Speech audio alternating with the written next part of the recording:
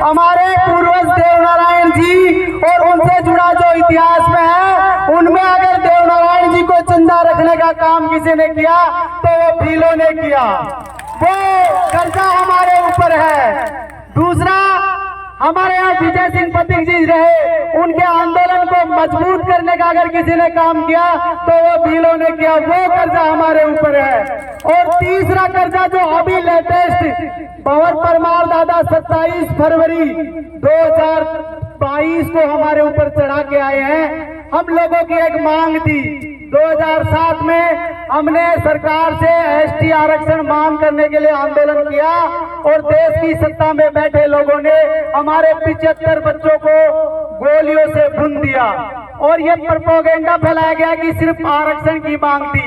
हमारी मांग थी, वो मुख्य मांग ये थी कि we are tribes not Hindu, ये हमारी मुख्य मांग थी। उसी आंदोलन के लिए जस्टिस दशरथ चोपड़ा कमेटी बनी और हमने 7.5 लाख शपथ पत्र दिए, जिसमें हमने शपथ के साथ बताया कि we are tribes not Hindu, हमें जो है आदिवासी है इस देश के। और 1824 से लेकर आज तक हमारी और आपकी सांझी लड़ाई रही है। जिस प्रकार अरावली में अंग्रेजों के खिलाफ आंदोलन थे, उसी प्रकार शिवालिक में गुर्जरों ने भी अंग्रेजों के खिलाफ आंदोलन किया है। तो हमारी वो मांग जो दब गई थी राजनीति के द्वारा, अभी 27 फरवरी 2022 को भंवर परमार दादा बिजोलिया की धरती पे गए। जाने से पहले रात में हमारे टेंट उखाड़ दिए प्रशासन ने। बहुत से नेता आए, बोला किसी पे कोई दिक्कत नहीं। बोला किस पे दिक्कत है? बोला भंवर परमार नहीं आना चाहिए। बोला क्यों नहीं आना चाहिए? तो बोले लोगों का ब्रेन वॉश करता है ये आदमी। तो अगर गलत ब्रेन वॉश करता है, संवैधानिक तरीके की कोई बात करता है, तो आप लोग अगर उसको मानिए और नहीं करता है तो गिरफ्तार कर लीजिएगा। भंवर परमार आएगा, रात को टेंट उखाड़ दिए और फिर ऐसे ही खुले में हम लोगों ने हजारों की तादाद में एक सभा की और उस सभा में फिर से भंवर दादा ने हमारे लोगों से बड़ी भारी तादाद में उपस्थित लोगों से शपथ दिलाई और उस शपथ को मीडिया ने गलत तरीके से पेश किया। उन्होंने शपथ दिलाई उसी दौरान कि आज के बाद हम हमारे बाप दादा के अलावा किसी दूसरे के बाप दादा को बाप नहीं मानेंगे, किसी दूसरे के बाप को नहीं पूजेंगे। और वहीं से फिर से हमारी वो जो मूल मांग थी वो कहीं से कहीं फिर से जोर पकड़ चुकी है। तो इस प्रकार से हमारी साझी ये जो कबीलाई बनाम शरणार्थी की लड़ाई है, इसमें हम कबीलों के साथ में हैं। तो शरणार्थी कौमें हैं, ये हमेशा व्यवस्था के साथ में रहती है, व्यवस्था उन्हें वापस आती है।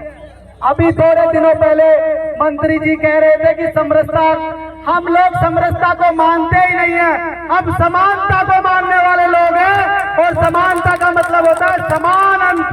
जब इस व्यवस्था का अंत हो तो सब समान रूप से हो। इस व्यवस्था के उल्लंघन के लिए हम लोग लड़ रहे हैं। और अंतिम बात में हमारी कह के, मुझे संयुक्त किसान मोर्चा के जो साथी है जो अभी आंदोलन पे बैठे हैं, उनकी तरफ से भी पंजाब, हरियाणा और पश्चिमी उत्तर प्रदेश तथा देश भर के किसान संगठनों का एक मैसेज आप लोगों को ले देने के लिए कहा गया है। वो मैसेज ये कहा गया कि अभी जब शहीद शुभकरण सिंह को गोली मारकर हत्या की गई तो भील प्रदेश से 150 जगह पे ज्ञापन और रैलियां की गई।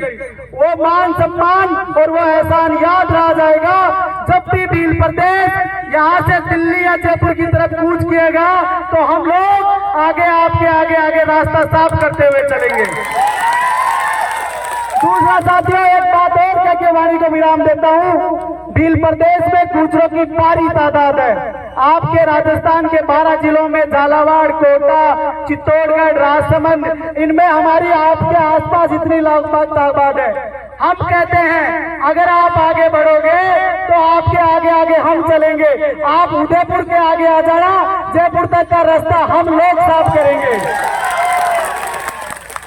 अंत में बस एक ही बात कह के जाऊंगा, एक नारा लगा देता हूं साथियों। बहुत बड़े बड़े वक्ता है संविधान की, जल जंगल जमीन की, ये बातें ये लोग करेंगे। मैं एक संदेश लेके आया हूं और ये जो भील प्रदेश में आपके सहयोग की बात है, अगले महीने से हम मीटिंगें कर करके इसको बढ़ावा देंगे।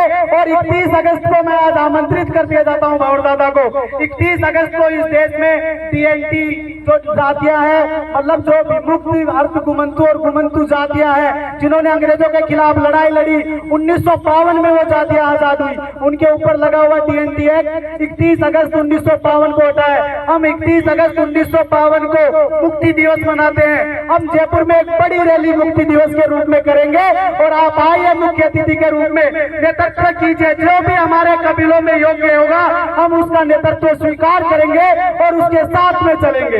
ये हम आप लोगों से कहने आए हैं। और साथियों, अंत में एक नारा लगा के मैं अपनी वाणी को विराम देता हूं।